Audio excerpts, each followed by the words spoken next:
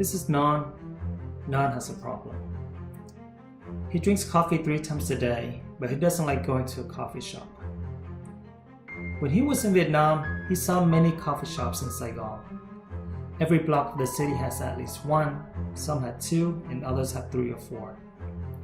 To him, that was not surprising, considering that Vietnam was the world's second largest coffee producer.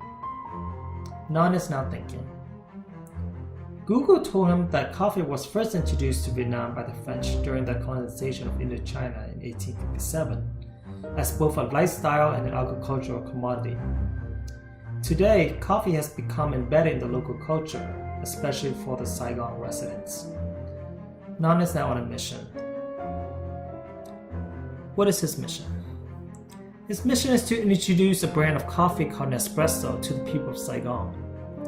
He believes what sets Nespresso apart is that instead of having to prepare the coffee ground, measure the water, and wait for the coffee to drip from the fin, the machine uses capsules that are already pre-measured with the right amount of coffee. Perfect cup of coffee with the press of a button. That night before bed, he dreams of the proposal.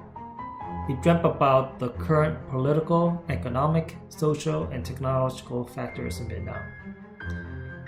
He dreamt about his future competitors, about his customers, and about the risks associated with his mission.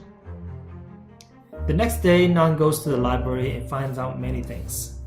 First, he found out that Vietnam has a strategic economic position when connecting Asia and Oceania, the Indian and Pacific Oceans.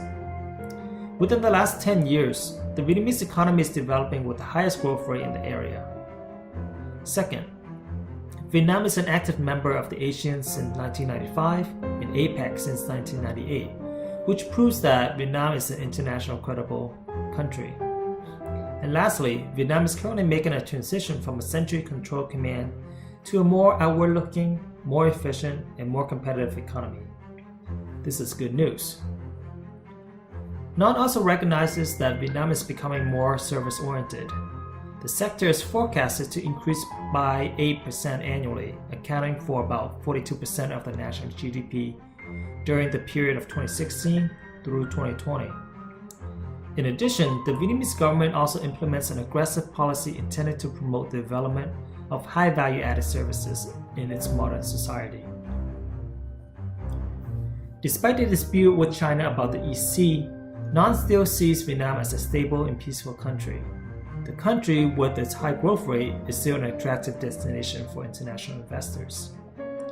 There's a greater emphasis on education, and the young labor force is thought to be enhanced in their qualifications. However, Non is still concerned with the legal environment in Vietnam. It seems arbitrary sometimes, and at some point it's weak, which might need some attention when he wants to run a business in this country. Non also likes numbers.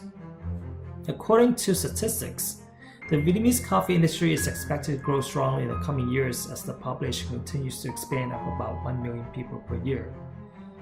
While Saigon's 9 million motorbikes run on petroleum, its 8 million people run on coffee. As Vietnam's economy grows, as its middle class find themselves with more disposable income than ever, so has its thirst for better quality of coffee.